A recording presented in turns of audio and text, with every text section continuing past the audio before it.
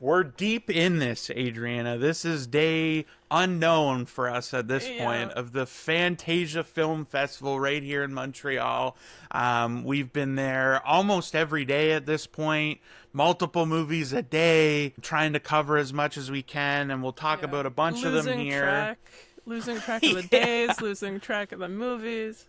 If I didn't have the schedule to like tell me what movies I'm seeing on what days, I would be lost. It would be like I've been in a purgatory of movies or something forever Yeah. and Which I've just completely lost any sense of it. So, sounds like it's a bad thing, but it's really not. no.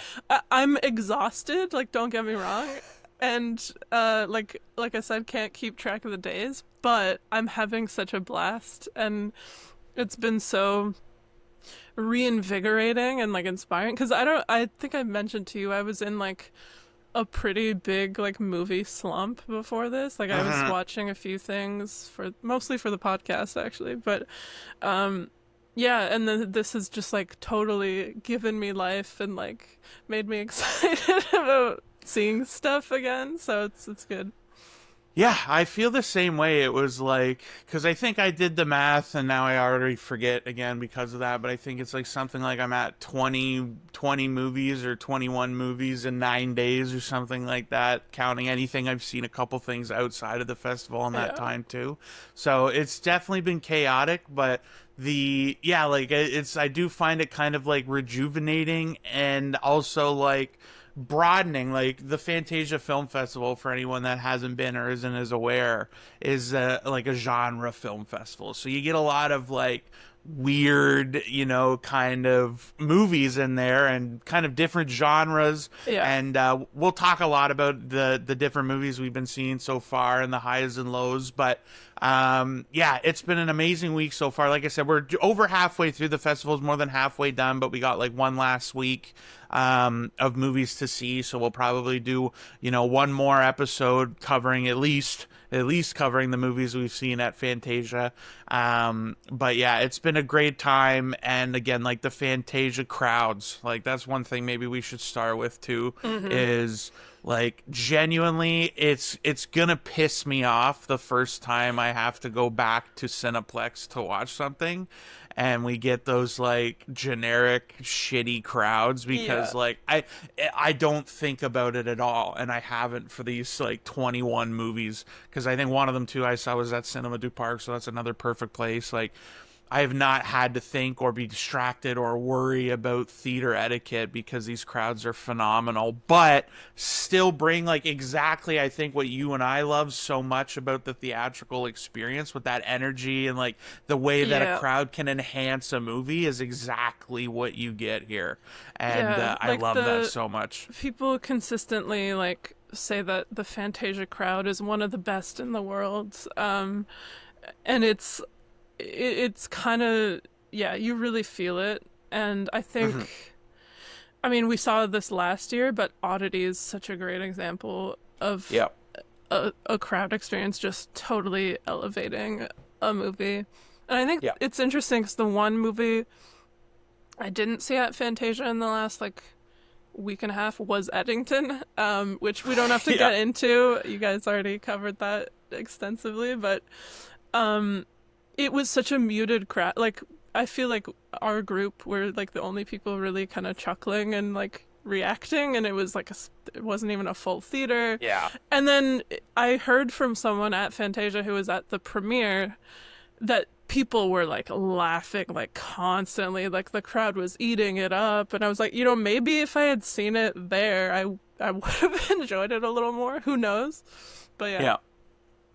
Yeah, like, yeah, to me it's like if there's any movie, and there's not been a lot of things this year that like Together we saw last night, which we'll definitely get to, is like kind of a bigger movie that I'm sure we would have seen otherwise. But like if you're going to go watch a movie and you have the chance to see it at Fantasia, that is the time and place to go see it, Hmm. because it really does just enhance everything. And yeah, there was a few moments in that one that we'll get to that just absolutely killed me. But yeah, anyway, also I want to get this, I want to mention, because we it's one of the things we neglect talking about. We don't neglect it in our own lives, but we don't talk about it near as much.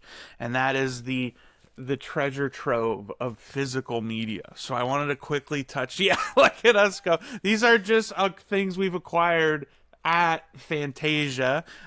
Shout out to Arrow Video and Vinegar Syndrome. Come up with some absolute great movies. They got wildly diverse collections of movies. Oh yeah. Things that like I've never heard of. And just like kind of, but like still like are so kind of wild, and I really kind of, I totally get, like the first time I heard about either of them was at Fantasia last year, and that totally checks out because they definitely share a lot of similarities. But yeah, my haul, I got An American Werewolf in London in 4K. That's from Arrow. I got the 4K of Mallrats as well. By the way, Ty, they have reversible. I don't know which ones you got again, but we'll talk about that. But the slip cover, like the covers on the cases are reversible. So they have Oh. like different designs on each side. So like Ty, I remember when I got him like Invasion USA, he had swapped his out. But yeah, like so there's this one which Ty picked out, but then they have like the addition, like Oh, okay, different like cover an arts and stuff. alternative variant covers. That's Yeah, cool. so usually I actually think they didn't do know like a that. modern one. Yeah, they usually do Yeah. like a modern one that they've designed, and then like the Invasion USA one, for example, I remember was like a retro version. So definitely love that. Same thing with RoboCop. That's another Arrow 4K. Again, very excited about that. And then from Vinegar Syndrome, I got Hundreds of Beavers. That's just the normal Blu-ray. But then this one, the moneymaker, we're gonna be in. I feel like we could do a whole episode about the double feature Yeah. we're gonna do after Fantasia. But I also got the Mac and Me 4K, which if anyone's never seen it, I have not seen it in its entirety, but if you look up on YouTube or whatever, Paul Rudd on Conan, they had this running gag for like years, Years. Yeah. Yeah. where Paul Rudd would be like, "Yeah, I have a clip from my new movie," and they'd run the clip, and it was a scene from Mac and Me that I'm not even going to tell you what happens in the scene, but this is one of those movies that like Adriana and Ty and I are going to have an absolute blast watching together. That was always one of Um, my favorite Conan bits, like yeah. Paul Rudd bits, like every single time without fail. And sometimes he would be like, they would do it multiple times, and Conan's just Yeah, like yeah, yeah. So, okay, exasperated. no, no. I have the real clip. I have Yeah, the real clip, and then it's they just the same. the same clip. So yeah, Um, you check that out if you haven't seen it. But yes, we love our physical media as much as we love the theatrical experience. Everything's not on the movies all the time, so you might Yeah. as well. And I It's feel best like to own it, and the best way to watch them too. I feel like it's a rare thing too these days. Yeah. Not many people still collect Blu-rays and things, but yeah, I was aware of both like Vinegar Syndrome and Arrow before, but yeah, they're both boutique Blu-ray labels, so they kind of really put in an effort to like get like quality transfers, bonus features, stuff like that. So it's really kind of worth it. I didn't get any 4Ks because I'm still kind of behind the times, I guess. But also Arrow was doing like a 6 for 100 deal, which I was like, I can't pass that up. So I got some juicy titles, Basket Case and Brain Damage, which are both Frank Henenlotter movies that I haven't seen but I've always wanted to check out. Just like goopy, gory, schlocky horror. And 12 Monkeys, which is great. Love that movie. RoboCop as well, but just the normal.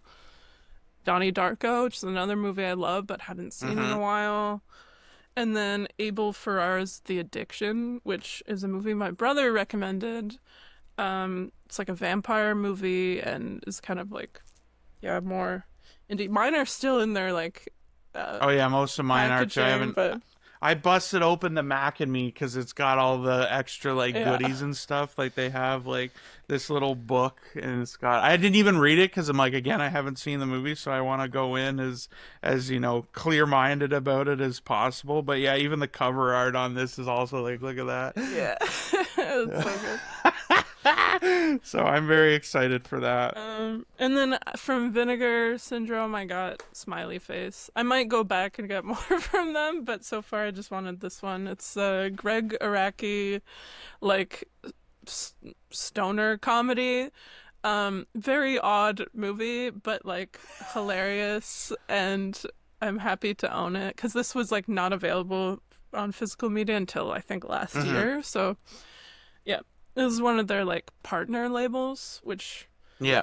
yeah, the Vinegar Syndrome website and all of that is Yeah. Yeah. confusing, but Yeah, yeah, because there's a bunch like because I feel like even like Hundreds of Beavers I got from them, but it's a partner label as well. yeah, So yeah, it's yeah, no, but I love the kind of the missions of these ones, especially like granted like I tend to lean on like the things I know like Mallrats, American, like all of the RoboCop, like yeah, those are things that are available at other places, but they also have like their catalog is full of movies like again these kind of like B movies from like mm-hmm. the 70s and even before like they got a lot of like old kind of unknowns or like lesser known like I know they have Yeah. like monster movies in the vein of like Godzilla and stuff like that. There's one that I um was super curious about that is like from their actual label called New York Ninja, which I just heard about okay. this the other day.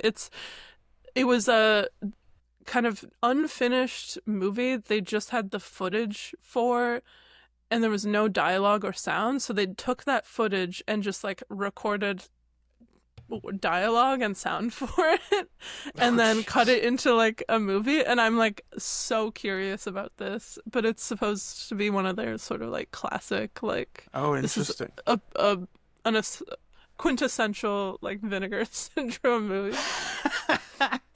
Oh man, yeah, and the other one I didn't get it there. I ordered it and I don't have it with me here, but was the Dirty Work because Dirty Work was one they also like found like old footage and like the same sort of thing and pretty intense process there. And as a Norm Macdonald guy, I was like, I have to have this without Yeah. question. So, but yeah, no, long live the physical media. We're big proponents of that. I also just got my new Blu-ray player. Like that's what you're talking about, physical media kind of being like a dying thing in that regard too. Like this Blu-ray player I got is still to this day considered like kind of the one of the better ones to get, and it came out in 2018. So there's not a lot of like updates Yeah. and newness to that, and it's Especially very limited 4K, like options. Yeah, yeah. exactly. So, but like genuinely, like a game changer. Like I did a test between Dune on Crave, Dune 2 on Crave, and then Dune 2 in my 4K with Dolby Vision. Crave, which is notoriously like Oh terrible yeah, streaming yeah, quality. yeah, Yeah. yeah.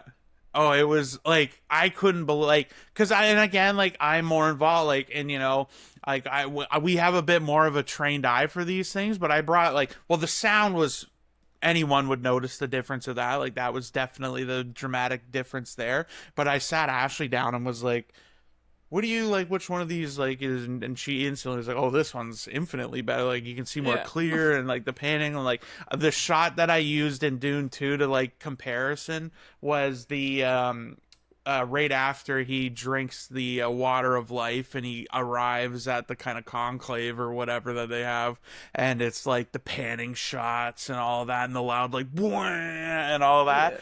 Yeah. Oh, ooh, ooh. I know what I'm gonna be doing when I'm done with Fantasia, and that's me watching the 4Ks. But anyway, we're getting distracted on that. I love the physical media stuff, but let's kick off. You went on the first day. I did not Yeah. go with you. And based on conversations we had, I was incredibly glad that I didn't. But also slightly, there was a part of me that was like, that would have been such a fun experience. But why don't you talk a little bit about how Fantasia kicked off for you? Yeah. So I went to see a movie called The Verdict on the first night, which I thought it would be like it seemed like it was one of the sort of featured ones. Like there's like a clip from it and all the like little trailers for the festival that play before each movie, and it was like front and center on when I was like just looking at the schedule and stuff. Uh Opening night too, like I figured why not? Mhm. Um Right after Eddington, and it was in right the main after theater too, wasn't it? yes, yeah, yeah. Yeah. So yeah, all the stars were lining up, Yeah. except one big one. And then I'm watching this movie and it's like so it's an Indonesian, I think, South Korean co-production, but it's set in Indonesia, Indonesian cast. And well, that's another thing that's nice about Fantasia is it's very international. It is the Hmm. Fantasia International Film Festival, and they really promote a lot of like, like movies from other countries, and like, yeah. So it's a cool way to be exposed to stuff that you otherwise wouldn't. But this movie was not it. It was. I hate to say it because it's like they could You're have the justified. potential, yeah, Yeah. but the movie was just not finished. Like it creeped in slowly too. Like it starts and the movie's like it's pretty like rough around the edges, low budget. And I was like, you know what, that's fine, whatever. As long as it's a good story, maybe it'll be a good time. And the first sign of danger was just there's a shot where the character the main character just like walks into a room and it kind of cuts behind him and you see like green screen in the doorway behind him and I was just like, huh, that's odd. But didn't really like I was like that's definitely green screen, but okay, maybe it's just a one off. And then as the movie went on, more and more of these moments started popping up and they were just more and more egregious too, like full blown characters like walking in a command center and there are guys on computers behind him and then just a full green screen with nothing. um it's a courtroom thriller, so there's like key moments where like the main character throws down like photos like polaroids onto the judge's desk to be like, look at this like evidence, and the photos just are gray, there's nothing on them. um there's like a character doing a lie detector test and it shows the results on a MacBook, but the MacBook is just gray, there's not, you don't know if he's lying or not. Like just key plot points. And as they're getting worse and worse, the crowd is just eating it up, just hooting and hollering, um, losing it, and it just like kind of becomes this infectious thing. Um, the absolute most egregious bit though, and this got me so good. They're in the courtroom and he gets this like key witness. Um, and they're streaming him in through on an iPhone or whatever, like his partner's like recording him. And they just superimposed a portrait like shot of this man talking over a landscape, like a projector screen, but there's no, it's just floating there, and they're all the characters are like looking at this all seriously. It was wild. Like I've never seen anything like that. Like just to be at like opening night at an international film festival and this movie is just not at all finished. I was like, how did this happen? Like did they show Fantasia an earlier cut and be like, yeah, don't worry, it'll be done by the time we screen it, and then just like didn't follow through? Like what happened here? I had so many questions, but yeah, not a good movie, but again, back to the Fantasia crowd just made it so fun because we were all Yeah. kind of like, Salvage the yeah, experience, I would baffled say. and like laughing, and but yeah, So you're telling me you disagree with this 4.5 star review from Movie Shot on Letterboxd that says it's bold, fresh, and feels straight out of Hollywood? that No. person did not watch the same movie I did. Yeah, no, I didn't go. I was going to go for all those reasons you listed. Like I expected this one to be one of the bigger ones of the festival, which to be fair also is like really hard to gauge a lot of Yeah. the time. Like there's obvious ones that have like even kind of small but bigger studio backing and things like that. But this was one of the ones that like I had kind of flagged like almost out of the gate as like, oh, this is probably something I should go prioritize. and it was that day it was my birthday, and just was like really tired and all of that, and we were having dinner plans and stuff, and so I was like, like, so I ended up kind of waffling out, and I know if I forced myself to go to that, even with the fun crowd, like that would have at least saved it a little bit, but I would have been so pissed that I did force myself to go out to watch a movie that wasn't complete. Yeah. And like even then, like you said, with the like, well, maybe they saw an earlier cut and said it'll be done, but like that's just like pretty egregious, I feel like, to have happen. Like, or especially like, I don't know, even then I was gonna say, like, even if you caveat it and say like, oh guys, this isn't done, like they're working, but I'm like, then it probably shouldn't be here yet then if it's not done. Yeah, Like absolutely. at least at that screen you can show it to the Fantasia like committee or whatever that decides on that stuff. But like, I honestly though, I'm like not sure how this movie could be salvaged. Like even all of the technical well, stuff four and a aside, half star, it if feels like it directly came from Hollywood. It's like a even if classic the film. even if all of those touches were there, I was like, I don't know. I don't know about this. It was just like the plot was very unbelievable, and yeah, it was rough around the edges for sure. Well, I kicked mine off a little better for sure, because you and I got together the next day and watched The Wailing. I don't have like an overwhelming amount to say about this one. Definitely like creepy, and I was kind of more on board at the beginning. Like a Hmm. common theme, I'll just kind of say it out front too. For a lot of these movies, is the pacing. And this was a movie where that was definitely a little bit more noticeable in the middle. They kind of have not a thin premise, I wouldn't say that, but they really just kind of extend this Yeah. as far as it can possibly go, where I feel like that kind of had the weight. And another thing that I feel like is in this festival has also just kind of highlighted that is like, it also is pretty hard to satisfyingly end a movie. Like, and this is the Endings are one hard. where, yes, and this is one that I feel like the movie that, like, I wouldn't even say it ends in a, like, it's just where the movie ended. The Yeah. story didn't end there, the narrative didn't end there. Which, like, oh, like, it's not even necessarily even in a cliffhangery way. It's just like, I guess we'll just stop here, is what it felt Yeah. like. And I hate, like, again, I'm an ending guy. Like, if I'm like having a mid time, but you just nail an ending, and I'm like, oh my God, and the credits hit, and all I'm thinking about is just what I just like, oh my God, what a twist, or whatever, something, I can hold on to that. But when you kind of just call an end point, it's like, oh. And so, Yeah. but overall, like, I still really liked it. Like, the performances were good. It wasn't enough to like derail the movie for me or anything like that, but just wanted to have a little bit more like satisfaction when that Yeah. kind of concluded. I'm with you on The Wailing. I did really like it actually. Maybe especially coming off of like The Verdict. I was like, "Whoa, a finished movie? That's, um What a but step up.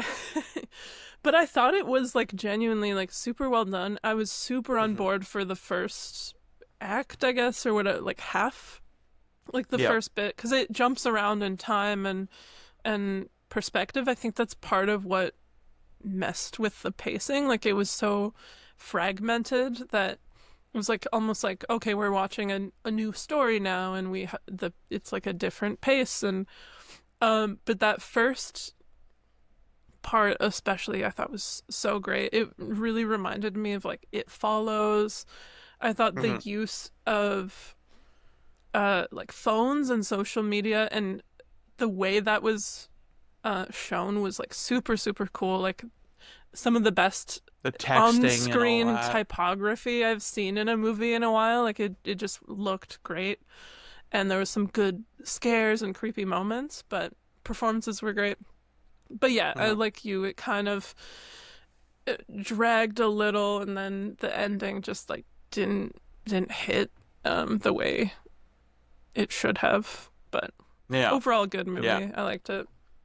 Yeah, and then I saw Noise after, which I talked about on Instagram. So if you want to hear my thoughts on there, go check that out. But then the next day, we got together again and we saw Sweetness, which, as of recording, I feel confident saying has been like my favorite uh, so far at the festival. I had a lot of fun with this.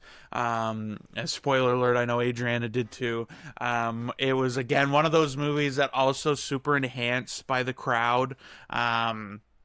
And but like deservingly so. It wasn't like they didn't salvage the experience like for the verdict. It was really like it just was an enhancement.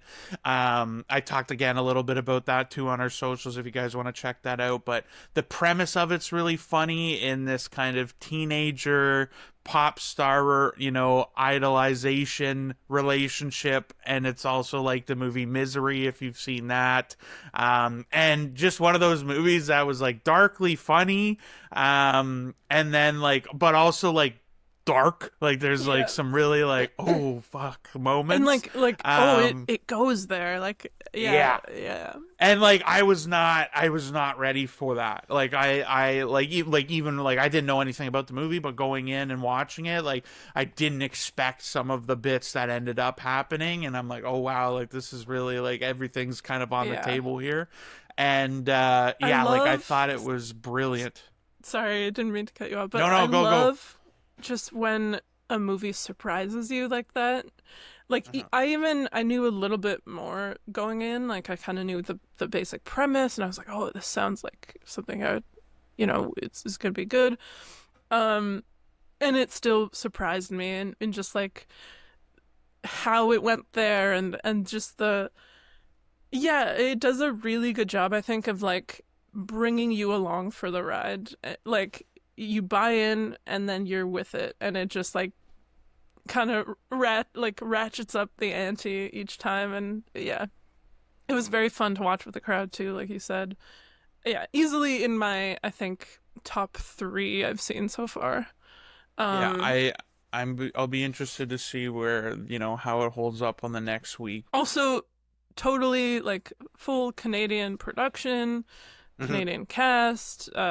Writer director Emma Higgins is from BC.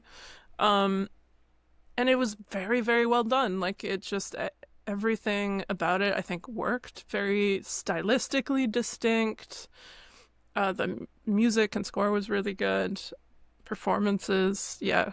I just don't really have anything bad to say about it. No, and again, great ending. Yeah, We had a very satisfying and like again fun or like ending.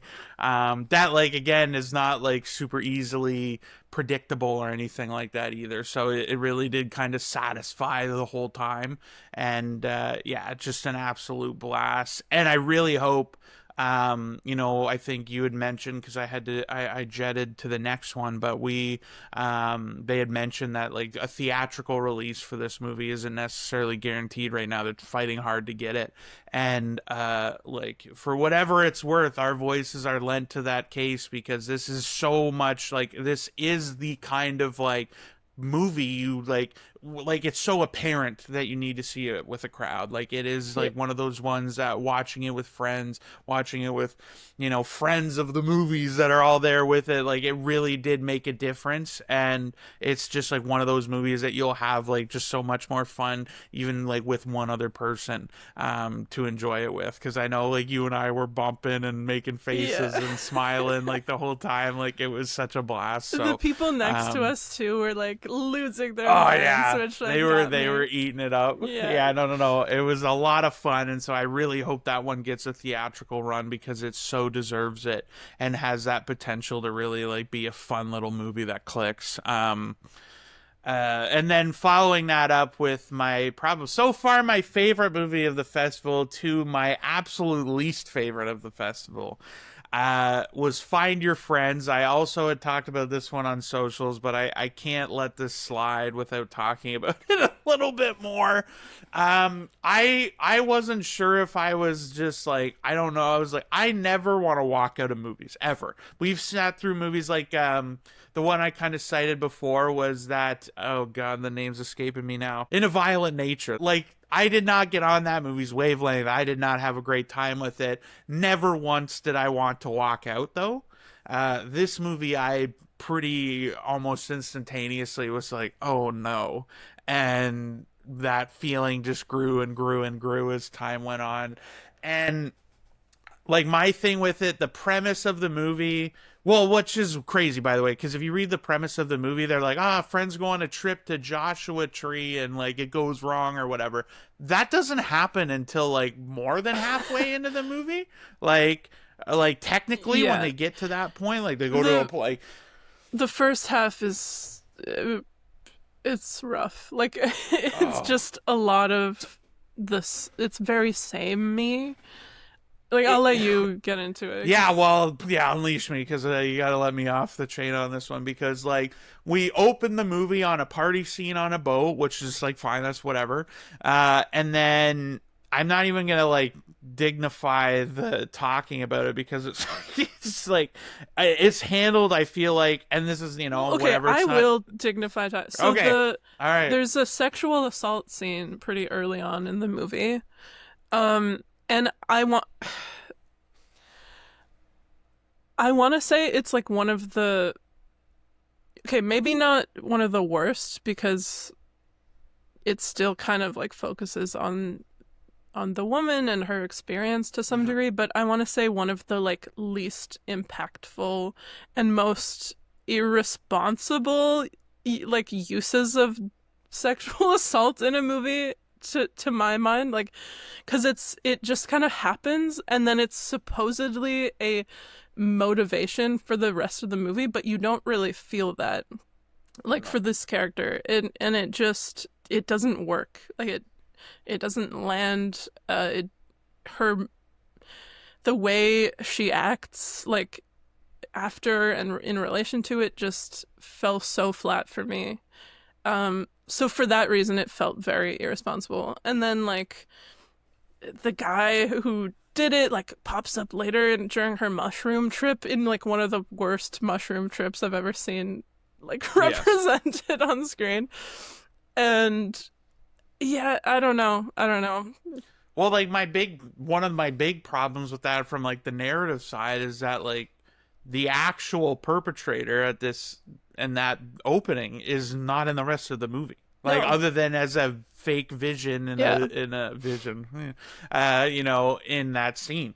And so like there's kind of no again, this is almost like it turns into at the very end like a revenge kind of angle and but not on again the perpetrator at the beginning Yeah. of the movie. But my biggest problem was these characters. Like these were five of the most and I like I said unlikable and like the movie doesn't necessarily want you to root against them, but I'll skirt around what I said if you're at all interested in this movie and don't want to know the spoiler, just, tag out now. But at the very end of the movie, they cut a different guy's dick off. And we'll go back to cover that. But what I said in my Letterboxd review, I was vague because I didn't want to spoil anything. But I did say I would rather have my dick cut off than have to talk to any of these characters for longer than a minute. And they were just like wildly shallow, unlikable, uninteresting people. And constantly putting themselves in situations that were like it became tiring. Like by the Yeah. time the mushroom scene that Adriana talks about, like how many bad days in a row and bad parties and bad trips and with experiences with drugs are we going to do before we wake up the next morning and do another one? And it was like incredibly dumb, frustrating from that perspective. I think they were And also like, like oh, not differentiated enough at not at all. all. Not at Like all. There was the there's blonde the idiot. blonde There was the redhead idiot. Like they were all like they were just like different shades of yeah, different of like the same same kind of girl. character. Like it Aside was from maybe the main one who is just like more of a whose amount buzzkill. of character depth, by the way, is that like I don't know, like maybe partying and like just doing whatever we want isn't fun. Like don't like we want more purpose in life? Like, what does that mean though? Like, do I want a real job? Do I want a boyfriend? And I was like, this is the heart to heart moment. And which also, by the way, they have that scene which was hilariously stupid, and then immediately undercut it by having the same two characters just have another fight and an argument Over like and I'm nothing too. Like, oh man. But again, maybe the thing that I hated about it is that I do feel like I've known people like that, or like not in like a close personal way, but that's at least my impression of some of these people. So they have the heart to heart, then immediately like fight and have a falling out, and they're like calling each other bitch and whatever, and then like the next scene they're going on a trip together and it's fine. Like they're. Yeah, it just like there are no stakes to anything. It felt like, even though there are some like high stakes things happening, like, yeah. And there's like the smart girl who's also an idiot. Like she's the one that's kind of like trying to be the neutral one, and she was the one driving. I don't remember any of their names, but like she was the one that drove them to the party and stuff. And then like her friend like clearly having a bad time, but she's the one like, let's go to the desert and do mushrooms. And it's like, oh my god, even the smart one's a fucking idiot. And so like but it's not in like a fun horror movie, like, the slasher victim, like it's not even like that. It's just like a frustrating stupidity that like permeates through the whole movie. And again, like this moment, which like even to the Fantasia crowd, and this was kind of my barometer where I was feeling more, because I couldn't quite tell, like, am I just tweaking out about this? Like, I didn't know how you were reacting to this as much as I was, but like I know you knew I was not having a good time, because there was a few parts where the crowd laughed and I was just like, just deadpan, just like I didn't even move at all, like I was not feeling it. But like as things kind of progress, there's that moment, like I said, this triumphant thing. And this is where, again, just from a plot narrative, this movie is so stupid, was that the character at the beginning that does the sexual assault is nowhere to be found in the rest of the movie except for these fake visions. And the villains or whatever of this movie are three different dudes that roll together in a truck and are trying to attack the girls, like just randomly. Which, sorry, just on the point of like the perpetrator not appearing, like you could, if you're being incredibly generous, say that the movie's like trying to make a point about how, sometimes that's what happens. Like the perpetrator just gets it, but that's not at all what the movie's trying to say. Like it's not trying to make a point about that. It's not interested in exploring that. It's literally just using it as a plot point to give this character motivation, sort of, but it just doesn't work. Anyway, carry on. Let's talk about the like, fucking villains. Not that it's misdirected anger, because yes, they do bad stuff too, but it's like it's like you're using that to fuel your rate. Like, we didn't need any of that to justify the actions really that happen at the end of the movie with them. But like, so there's these three dudes in a truck. They party at party 4 of the movie with the girls, and then like go after them after party 5. And this is the one thing that also got me with this, is that so one of the girls, after they all leave the party 8 at this point, I don't remember, they jump to like, I swear to God, it's just like party, getting to the other party scene, then at that party, and they just are at like 4 different parties and concerts and hangouts, and like it's a mess that way. But so one of the friends, blonde one, goes back, and which, by the way, the cab or whatever she took dropped her off comically far away from the door to this building, and so that the 3 dudes in the truck can show up randomly because they're just hanging out waiting, and they chase her, and that's the only scene where we see them kill somebody. These 3 guys just grab her, they beat her and kill her, and it's like, okay. So then the next day, and there's all the other stuff we talked about. The girls wake up, have their heart to heart, then they're domestic. But let's go and do mushrooms together. And their one friend during that sequence just disappears. She walks off. I'm gonna go out on a thing, and she goes off by herself. We just never see her again. That's it. That's the end of that too. So these guys only get 2 of the 5 friends or whatever. We only see them interact with the one. So, but like obviously we can assume what happens. But then at the end of the mushroom trip, when all the girls kind of get back, or the remaining 3 or whatever get back together, that's when the 3 dudes show up again and they start chasing them and whatever. They pepper spray them. The car flips.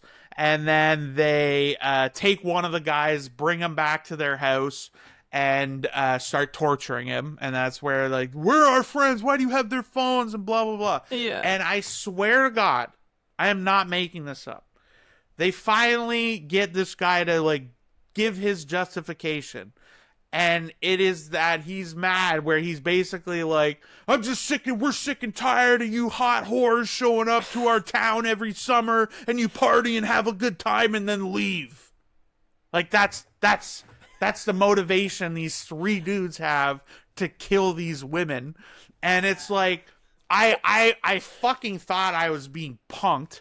Like, this was like, I looked around, and this is what I mean, where like the Fantasia crowd, like they did react, but not to the Fantasia crowd reaction level. Yeah. And I think that is a testament to my point that this is so shittily done that even watching this moment where you should feel like triumphant and like, yeah, like calling for blood, you're like, yeah, I guess. Like like the fact that you are so shittily written that you really couldn't get us fully like excited about that moment, I think is again like a testament to the failure of this movie. And like it was just like it was genuinely one of the worst movies I have ever sat through, and I was baffled by the whole thing. And this was, again, like we said with The Verdict, like this was one of the movies that I kind of thought like, oh, because there was some names in it, like relatively. And I was like, okay, like this is, one of those better ones. And then I was like genuinely one of the worst bits. But one other note I wanted to ask you about too, because we didn't actually talk about this before, was Chris Bauer. So he's the guy that plays their neighbor. Their neighbor at their Airbnb, which is between parties 6 and 8. But like he shows up basically to give voice to the same sentiment as the 3 villains. Where he's like, oh, fucking turn the music down. You fucking people show up here every year and whatever. Like, he's just the curmudgeon neighbor. And he calls them a cunt at one point. But then he shows up in that torture scene to be like, what the fuck's going on here? And then just to get shot and killed by one of the bad guys. So it's like wild, like, underutilization of that. And I was like, why the fuck was he even in here? Like, but I love him. Like, I was excited about that inclusion, but fucking completely wasted in this. Yeah, he was like in The Wire. Like, he's like maybe the most recognizable person in the cast, arguably. I don't know, but yeah, there was the one girl in it that I can't remember like Bella Thorne. Yeah, that was the one name that I feel like I guess depending on your demographic.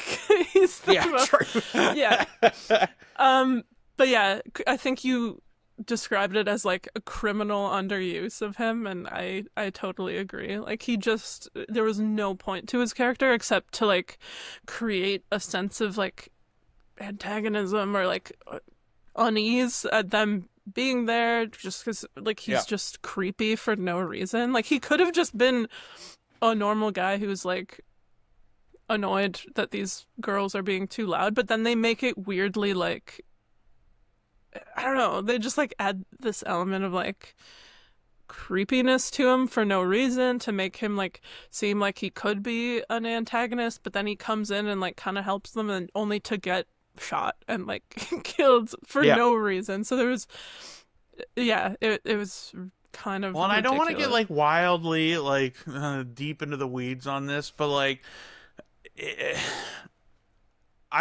one of the things I was worried about, I'm like, oh, am I just going to be like gaslit over this because like I'm a guy and this isn't for me and whatever.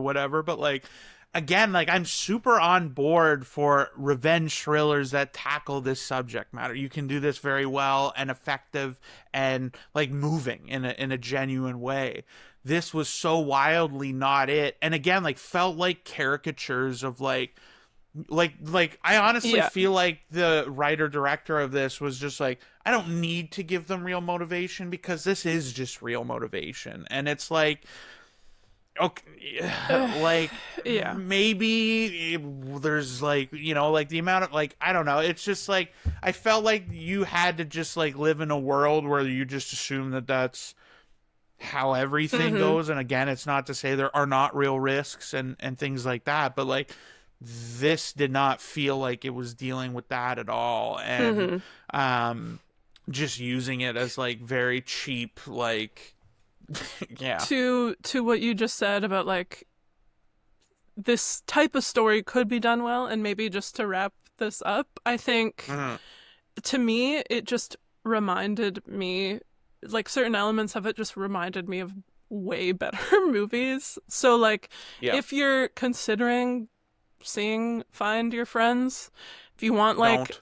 a like much better like rape revenge like kind of in the desert movie, go watch Coralie Forgiat's Revenge. That movie fucks. That movie is so great.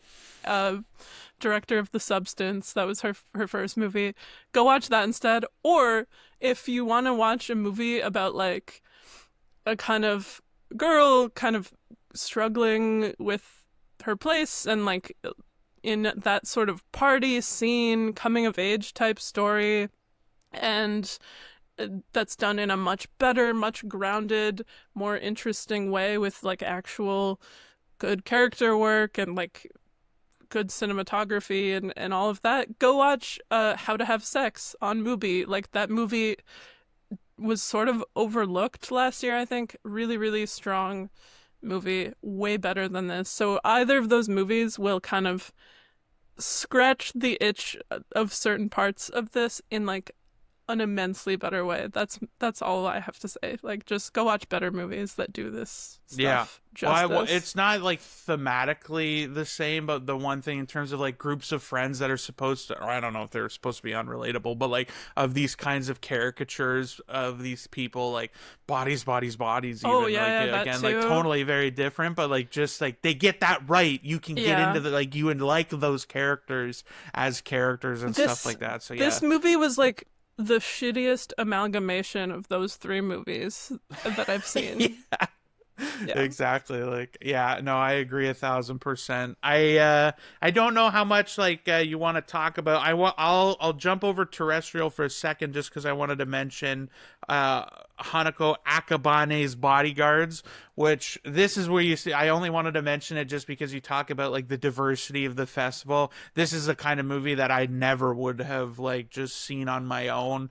It's based on like a manga series, I guess, and I had fun with it though. It was one of those movies like again the crowd really kind of helped.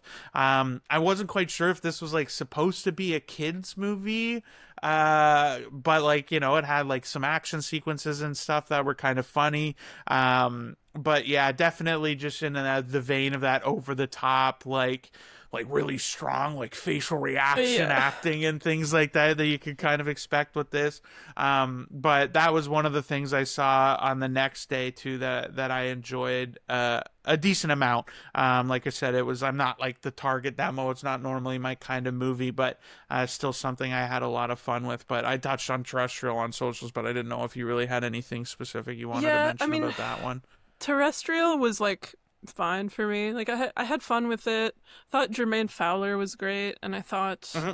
um I thought it was well done. I the A B sort of like structure of it, like where you see events play out, and then we go back and kind of get the context for it, and it's things are like slightly different. I thought was kind of interesting, just because like the way certain scenes play before and after is like Hmm. deliberately like they use kind of different takes, they shot it a little bit different, certain lines are like a little different, or the tone, and I thought that was like a cool way to do that because it's almost like you're watching it from a different perspective. I liked the sort of sci-fi writer element to it. It was kind of fun, but ultimately it was like it didn't like blow me away. And I think because we watched it after Sweetness and it had like similar plot beats, very different movies like tonally, but just Hmm. the sense of like someone kidnapping their hero Right. kind of vibe. It I couldn't help but compare them a little bit, and I just like Hmm. prefer Sweetness a lot more. But yeah. Yeah. Yeah, it was one of the movie like yeah, I was still like it was a positive enough Hmm. experience. But yeah, just one of those ones that like didn't have anything particularly Yeah. strong that I like really got in on it for. Um I did want to briefly mention Good Boy, which is one that oh yeah, that's you right. didn't see.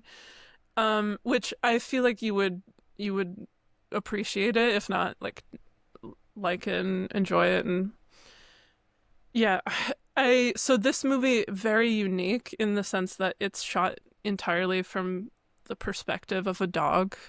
Uh, Hmm. our protagonist is this dog named Indy, and um, this was such a like labor of love type of movie that I couldn't help but just like love it in a way.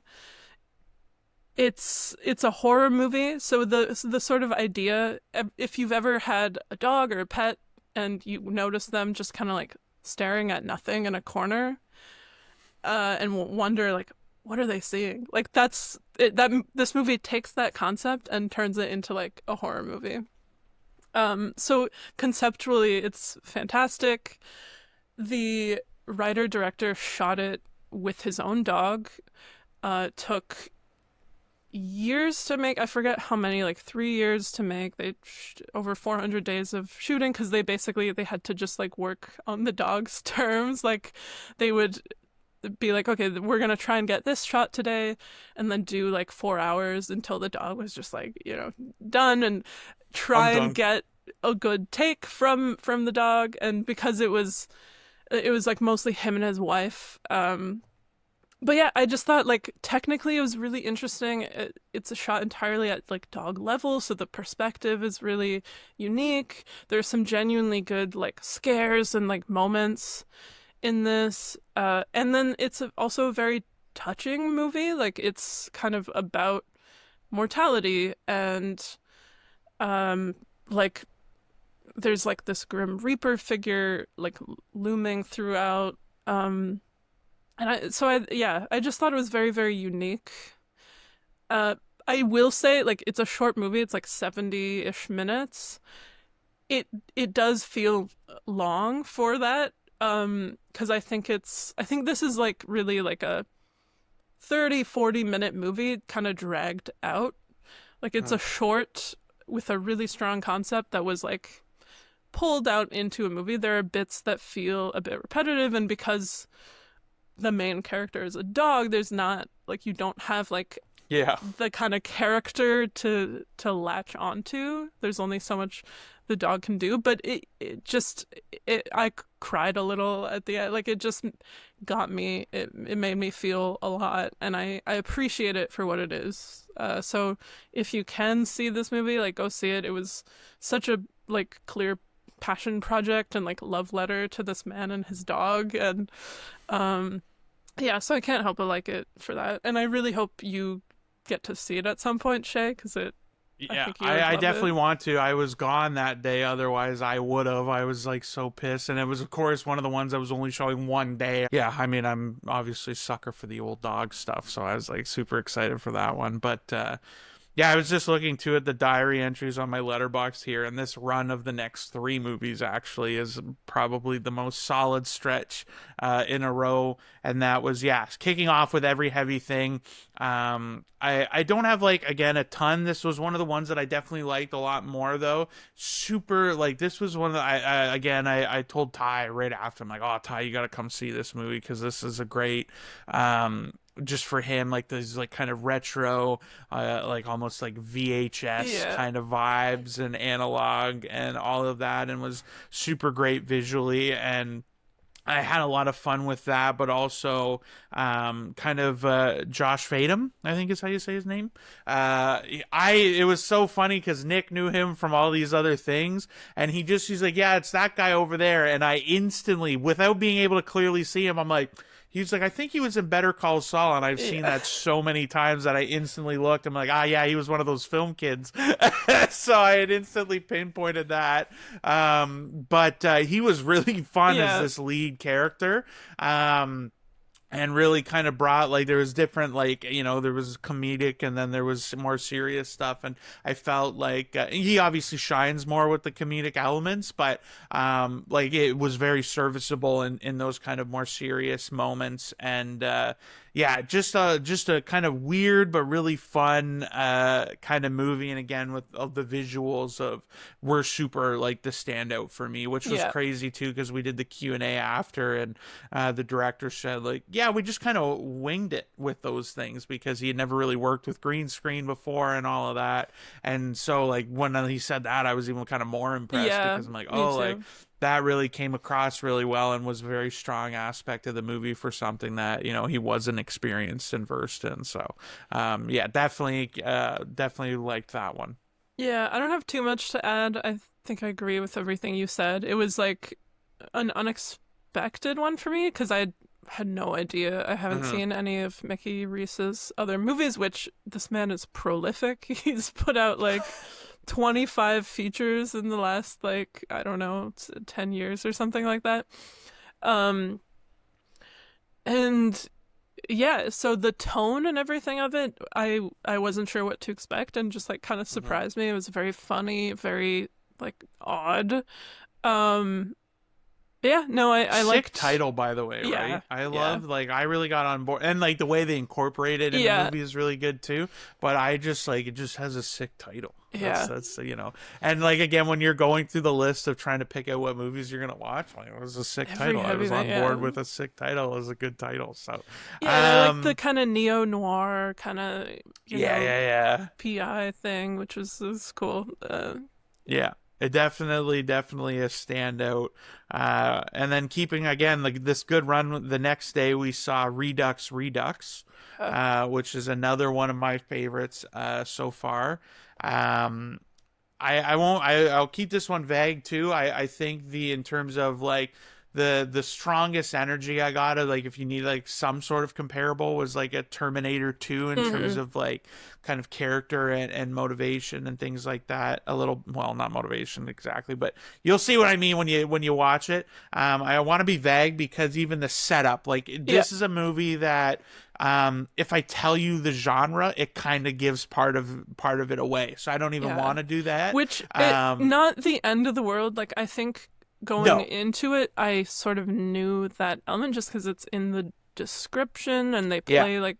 But I think it's best to go in as blind as possible on this one. yeah, I really really like this. Like yeah, I just thought it was cool as hell. Like and the from the opening shot, which is like up there, like it just yeah, starts off strong and the way things unravel, the way the stuff gets revealed, um, very solid. The performances are great. The chemistry between the two leads is like fantastic, and yes. I love those kinds of dynamics. So I Hmm. don't know. I just don't really have anything bad to say about this one. It was like No, along for the ride, had a great time with it. It was like dealing with some heavier themes too, but in a way that was totally organic to yeah, I was thinking the same word. the genre elements that it's using. I thought it was like a perfect kind of marriage of those two. It was really really interesting. So Yeah, I agree with all of that, and like yeah, even the way like that, it's crazy. The opening shot again stayed for the kind of talk afterwards, and that opening shot was um like tagged on at the very end yeah, or whatever. Like they said, it wasn't like a planned thing, and now it's like it's the poster, or at mm-hmm. least the current version of the poster. If that'll change later, but yeah, so it kind of crazy that way. And I also thought Again, like as much like like if you're hearing this and you're interested, just watch and trust that, because again, like we read the setup because we were trying to decide what movies to go see, but the movie itself kind of plays with it a little bit at the Mm-hmm. beginning, and so it's not exactly clear what's going on. And so just for like the kind of the best full experience, definitely try and go in as blind as possible. And yeah, I just wanted to shout out to the cast by name because it was Michaela McManus was the kind of lead with Stella Marcus. They're kind of the duo that the Terminator 2 energy like really comes from. But like both of them individually and again their chemistry was phenomenal. Yeah. Really makes it like so easy to buy into the rest of the movie.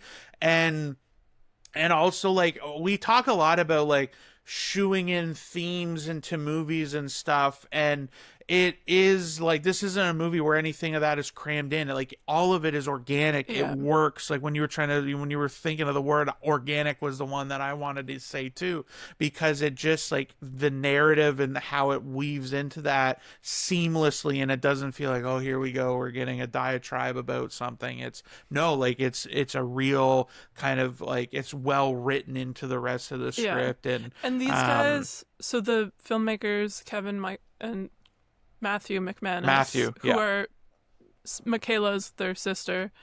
Um, yeah, so it's a family affair, which is really cool. But they were writers and I think producers on American Vandal, which I thought was like is like super super well written, like great satire TV show if you've seen it.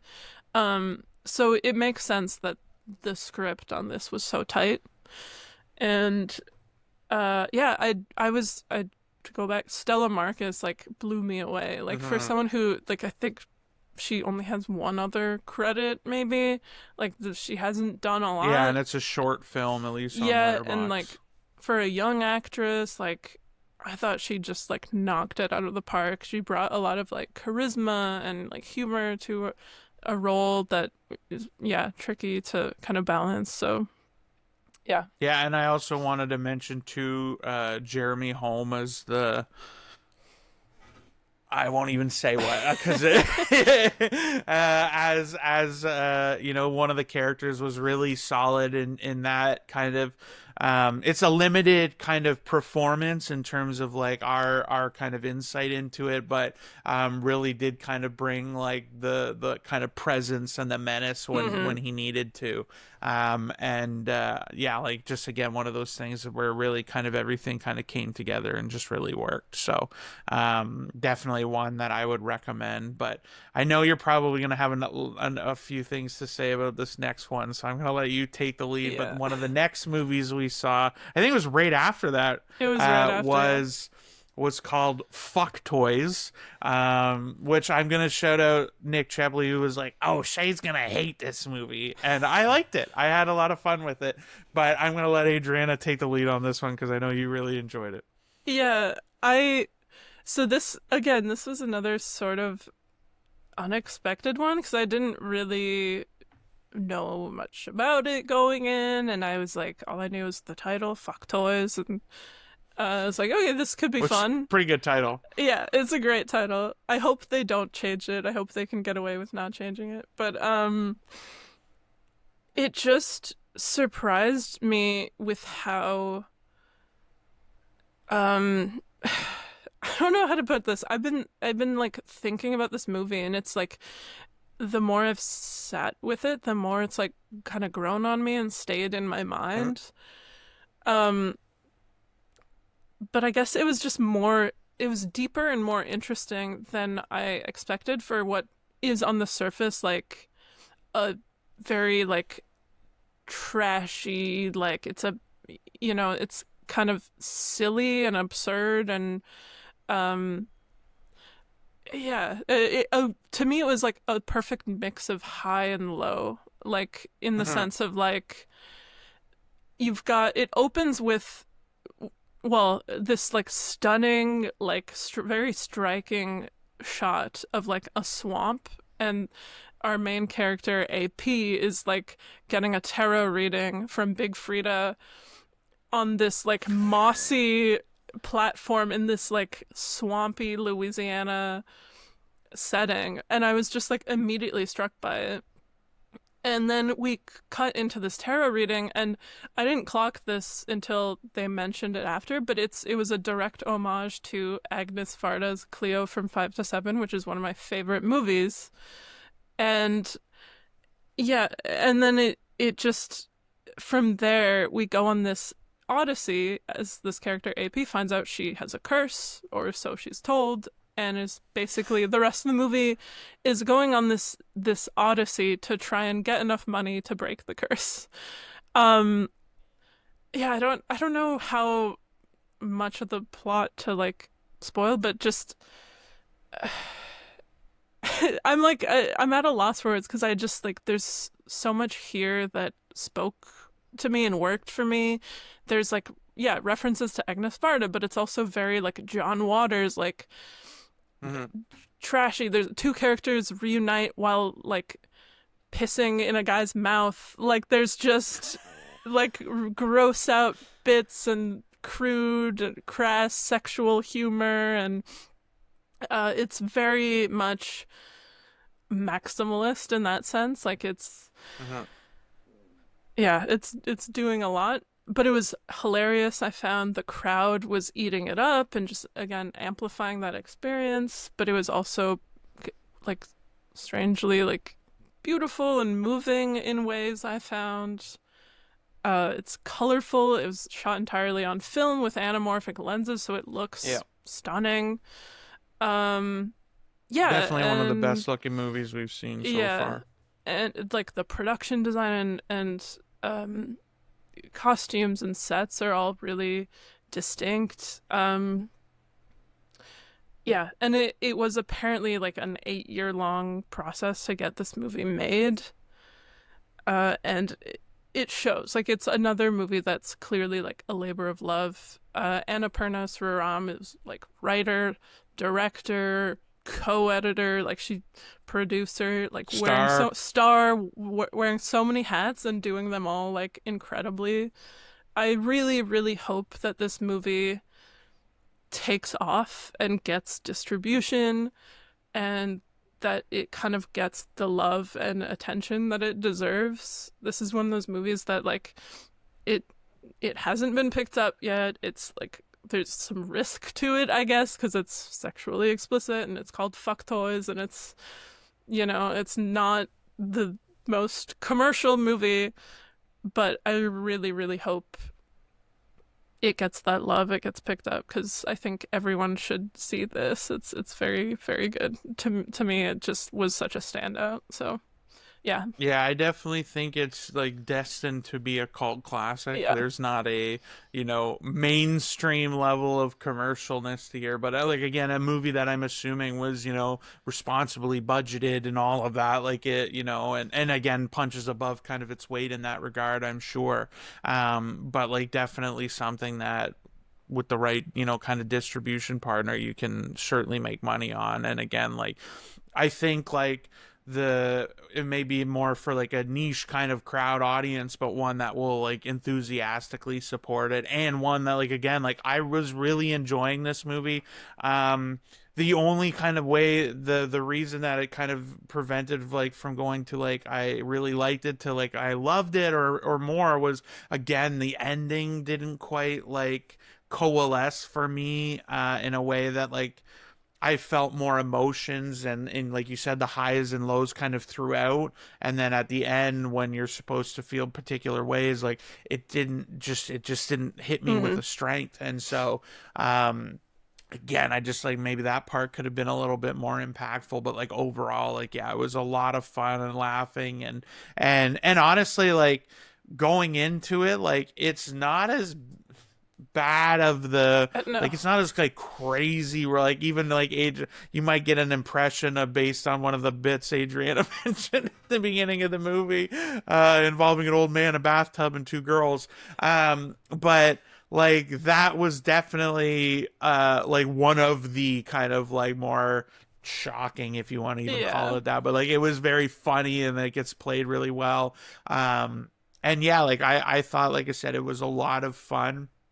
And yeah, just like a really kind of labor of love in a way that felt, um, and this is kind of something we talk about maybe later, but like where, it was personal, but it didn't feel too personal to the Hmm. point of specificity, where there was no kind of accessibility or way in unless you could exactly relate to this character or Yeah. anything like that. So that to me is, I think, another strong suit for this movie Hmm. as well. Also, another great like cast. Like there's like a bunch of Mm, different sort of people that pop up just because of the nature of the movie. It's like the fool's journey, and she goes through all these different episodes and meets a bunch of different people.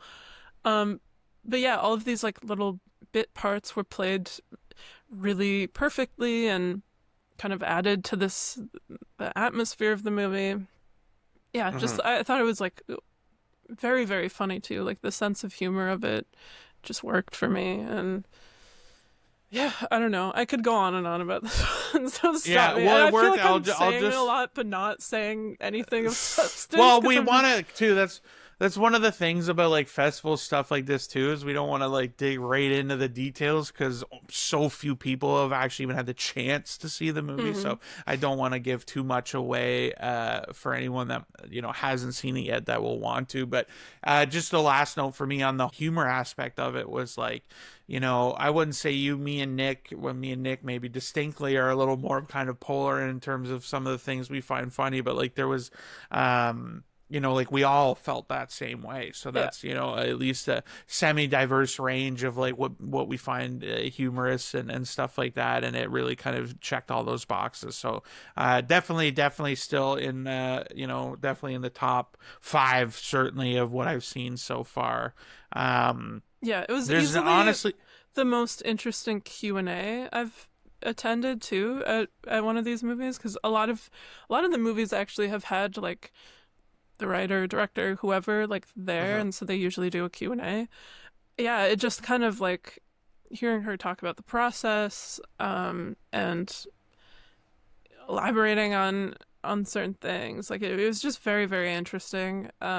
Yeah, I think the movie wears its influences on its sleeve. Like there was a lot of mhm, direct references or homages to specific movies throughout, and the movie sort of follows the major arcana of the tarot, and a lot of its style and like the visuals are inspired by that, which again I found super super fascinating, and I thought it just like really worked, and it gives it this sense of like heightened reality, like it's very much a fable. So if that sounds like your thing, go watch this movie if you can, when and if it gets mhm. released. Yeah. Yeah, I agree wholeheartedly. The next one on my list that I wanted to talk about was the longest movie title of all of the ones I've seen so far, which was I Fell in Love with a Z grade director in Brooklyn. I again, I won't elaborate too much on this, but basically I liked this one too. This was another good one. I told Ty last night, by the way, about the scene where there's like a particular moment where the character goes from left to right on the screen, but right smack dab in the middle is a Five Nights at Freddy's Yeah. poster on the wall that you can see, and they cut back to that twice. So I told I Ty about think that, so he's probably all on board for the movie just because of that alone. pretty clear to me that they were just kind of like shooting in the streets of New York and like Yes. yeah, kind of very DIY. Yeah. The setup is super fun. It's a Japanese actress ends up in New York, and through circumstances ends up working with a Z grade director guy making a very, very, very homemade footage looking, handheld, like old school, like VHS tape kind of camera, and making a movie. And genuinely, like, for a lot of reasons, like, it's a movie about that, like, that kind of like pursuit. So I feel like this is very, very like Fantasia in Yeah. spirit. And also, again, there was some The only like kind of negatives I had on it was like there was some just clunky moments, which I feel like maybe come from like dialogue and cultural things where there was like and like some of the subtitles and stuff was a little Mm-hmm. wonky that way. But this was a movie where like again like the main actress in it like does not does not speak English, and but it's filmed in New Neither York and the New does York characters do that as neither does the well. director, which I found Exactly. really interesting. Like, yeah, like half the movie is in English, or maybe even more than half. I don't know. It's like Yeah. this I'd say yeah, a little character, bit more than half for sure. yeah, fish out of water type story, and they shot it in New York, and like a good chunk of the cast is English, and then like, Hmm. but it's yeah. The process of shooting it must have been very interesting. Like, I'm sure Yeah. they worked with translators and stuff, but yeah, And I like do most of think the yeah, crew was Japanese, yeah, but most of the cast was like I'm assuming American or whatever, but American. like spoke English. So that was also just sort of like a kind of a again more behind the scenes component that was really interesting. But like yeah, despite those moments, which were like very few and far between, but um like I still like there was a charm and kind of endearing sweetness to this movie that I really liked, and so that was definitely one that I enjoyed. I'll just quickly add onto Z grade director. Like I thought, again, charming movie. Not all of it fully worked for me, but yeah, the sort of DIY spirit of it really spoke to me. And then another great ending. Like I thought the ending notched it Mhm. up a little for me. So yeah, but yeah, the Virgin of Quarry Lake. I turned. What I'll say about this movie is I turned to Adriana as soon as it was done and said, This is why if I ever have kids, I hope they're boys, because this was I don't even know if you want to call it like not necessarily coming of age, but like teenage girl. It seems like they just graduated high school, so they're in this sort of like purgatory summer Yeah, between high school and whatever's next, and having problems with boys, and talking about virginity obviously in the title, and this jealousy and was unrequited love and just yeah. like rage, female rage. Yeah, which was and so yeah, that was what I said to you as soon as it was over in my letterbox review. I gave it 3 stars and said girls are scary, and that was really the only things I had. No, but like functionally, like again, this was a movie I also enjoyed. One of the like really solid performances I thought like all around, Mm-hmm. and again just like kind of very cool, like especially that Quarry Lake that's mentioned, like just kind of like as a setting was really neat and looked very cool, and that kind of like like the grittiness of like kind of the Yeah, setting that was really kind of conveyed, and yeah, and this it is was interesting to see those dynamics kind of play in with the theme of the movie as well. yeah, this is a Argentinian Mexican Spanish co-production. Okay. But I think it's set in Argentina. Yeah, it was Argent. That's what I was gonna say. Yeah, I knew it was in Argentina, or at least yeah, that's I where it said it agree. was. I agree about the setting. I thought, yeah, this like specific neighborhood that they're in and the quarry lake. It's like a setting I don't, you know, really see that often. And yeah, I also really liked it. Um, I'm I'm big on female teenage rage. I love Carrie. I love things like Ginger Snaps, and I thought the like subtle supernatural horror of this Hmm. was really cool and well done. I love there's been a lot of these actually this year, but movies that kind of use a specific feeling or experience and then use genre elements in a way that like as a metaphor to like really amplify that and like tell a really interesting story and have something to say about that specific feeling or experience. And I feel like a lot of these movies have done that really well. And this I thought was one of them. Um, yeah, visually interesting, well done. The performance by the lead was really great, I thought. I do, again, to go back to the pacing thing, like Huh. some of the pacing, and I don't know if it was just me and like how tired I was that day, but I think it did drag a little for me, Yeah. but overall very solid. I enjoyed it a lot, and I think it kind of sticks the landing better than Hmm. some of the other movies we've seen. And yeah, it's one that I can see kind of just like going back to Yep. maybe, and it just kind of like sticks with you a bit. So Yeah, and like I said, scared me away from girls. So, um, it yeah, did I its honestly I job. don't. Yeah, exactly. Yeah, so yesterday I saw Influencers before we got together to see together. And this was a sequel. I had not seen the original. I basically going in I read it on the way there just to read what happened so I didn't feel totally lost.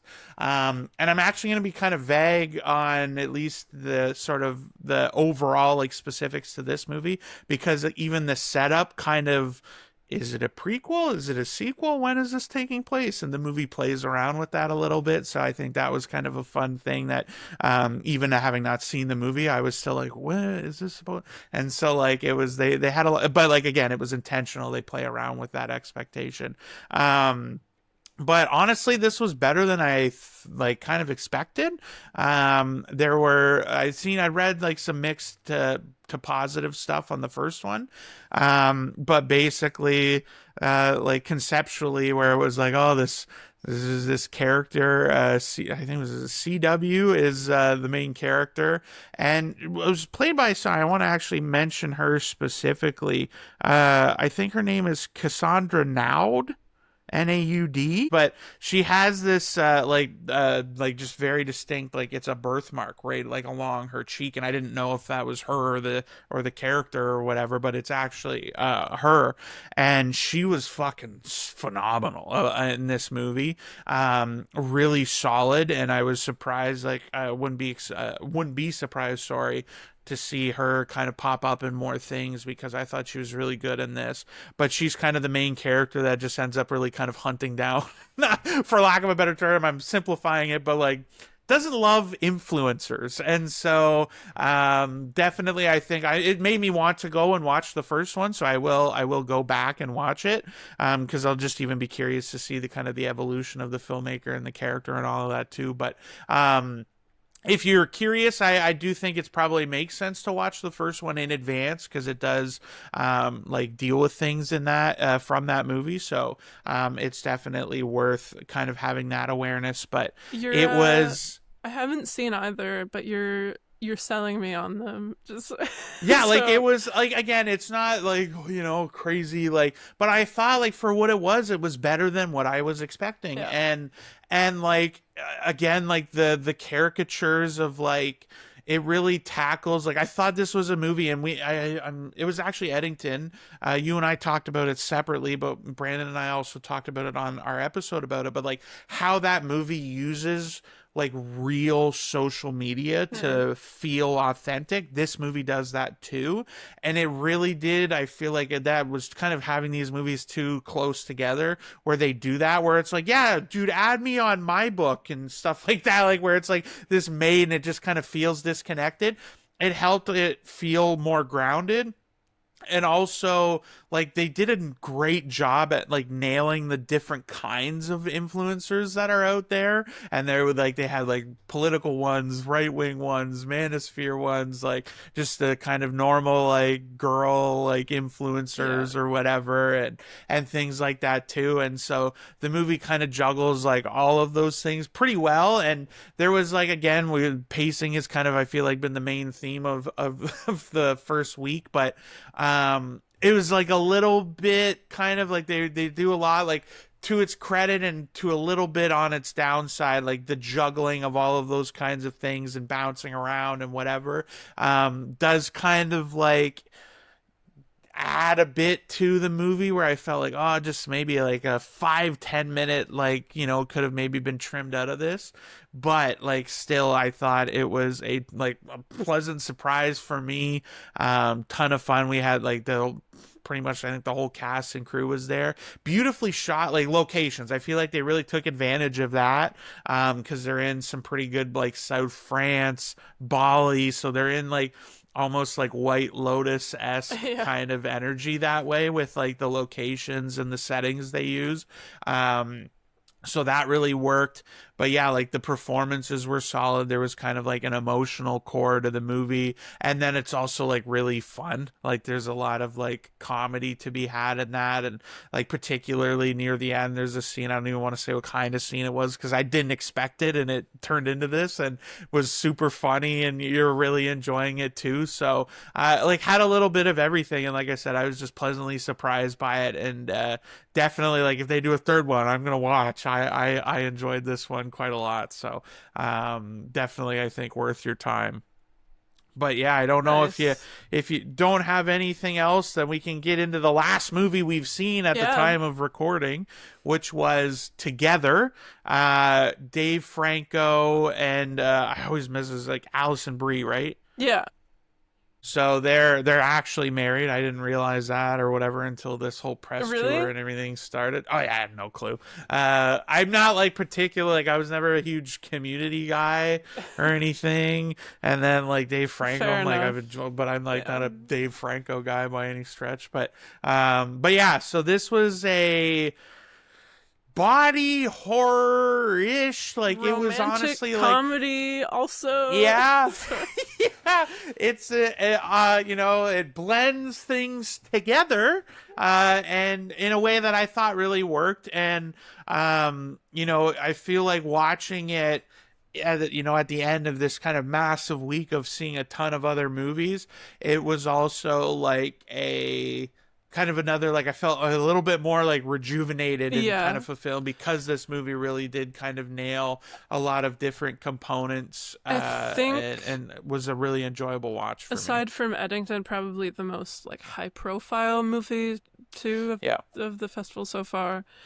Um yeah, I really, really liked this. I thought it blended and like balanced tones very, very well. Like it was very funny, but there was also some like really good scares and like creepiness and it never felt like those things were like out of balance. Like it was just perfect. Like Yeah. every time there would be like a buildup of tension, they would undercut it at just the right moment with like a joke. Yeah, I think conceptually, like again, it's one of those movies that takes an idea, a concept, a feeling, an experience, and just like uses genre to Hmm. metaphorize it and like just make it um make it palpable.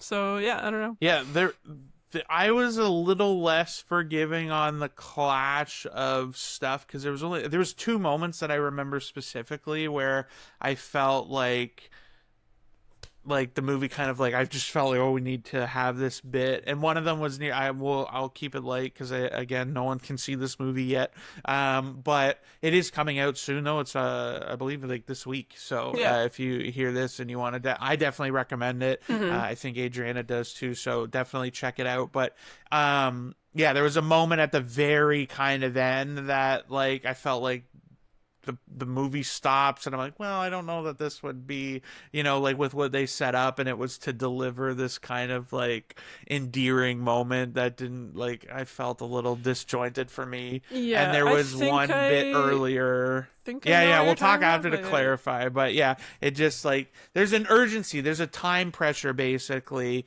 and then all of a sudden there isn't while we're doing a like serious moment. And so like that was one where it just felt put in that it didn't quite work as organically for me.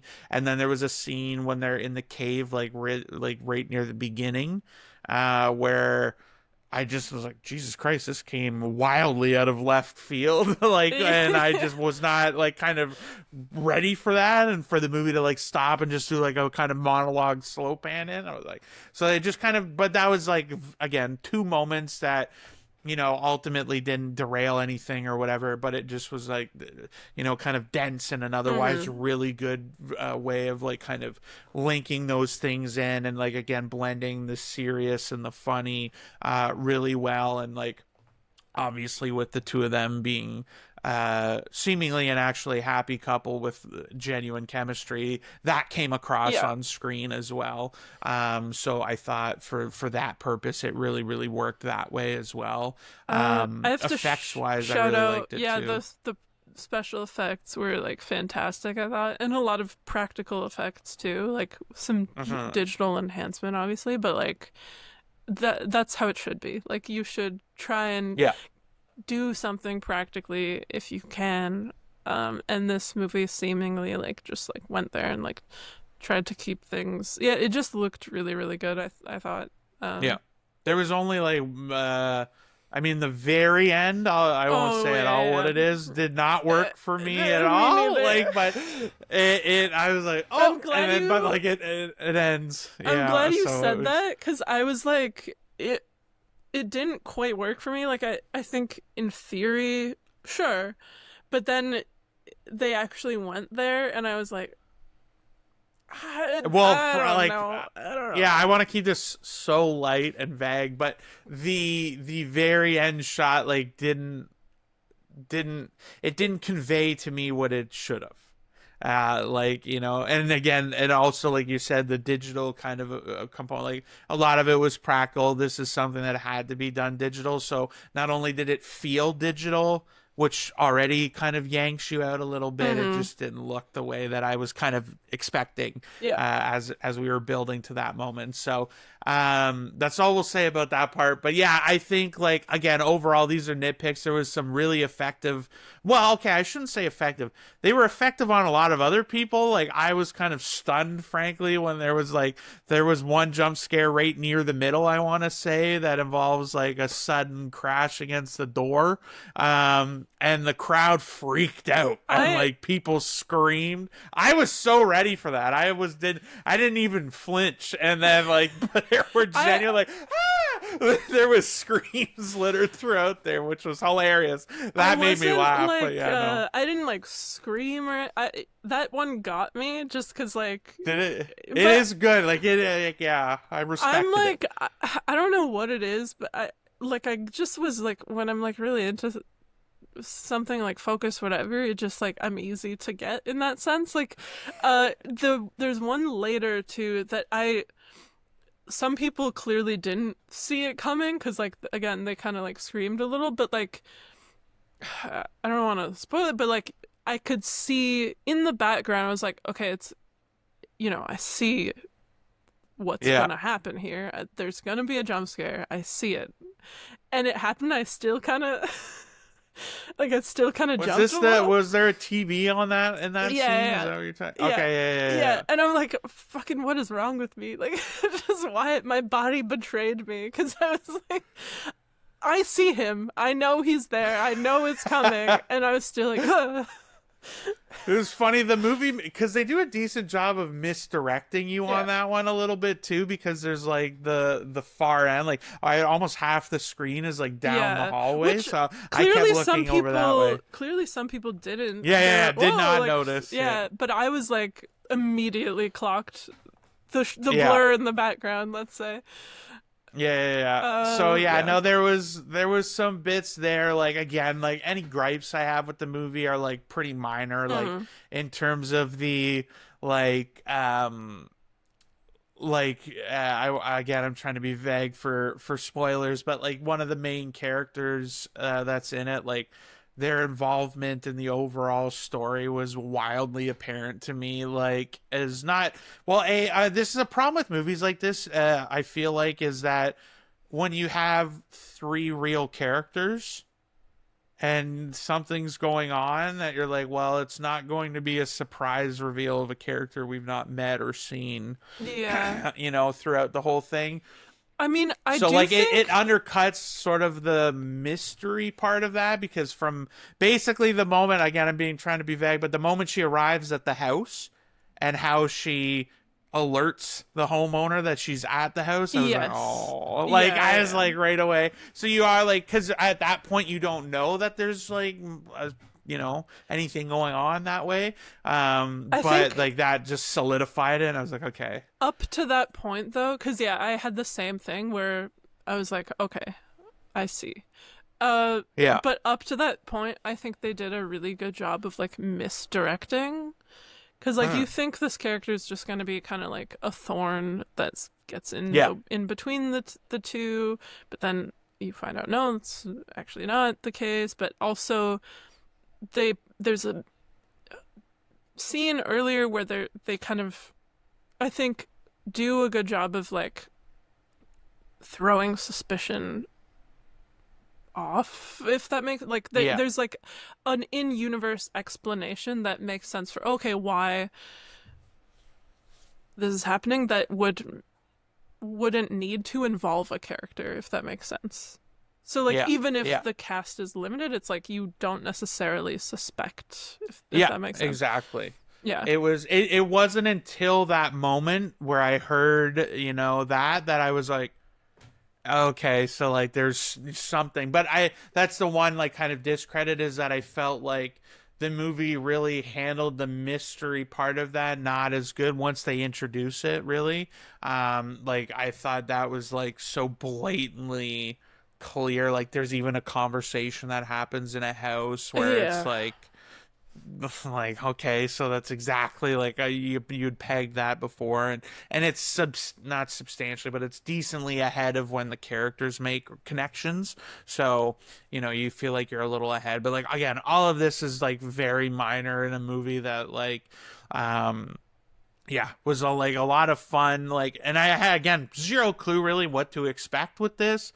But yeah, it was like an enjoyable, kind of again like effective on the creeps and the laughs, and just like definitely I think a good one, and a good closer I think for this episode and our first full podcast dedicated to the Fantasia Film Festival. And yeah, I mean, normally we sign these off with telling you guys some story about terrible theater etiquette, but I'm happy to say that in this last week, we have nothing to sign off or complain about. No. So, if anything, please be more like a Fantasia crowd and have a good, respectful time at the theater. Yeah, and turn off your phones. It's that easy, It's guys. that Come on. easy. Come on. See you next time.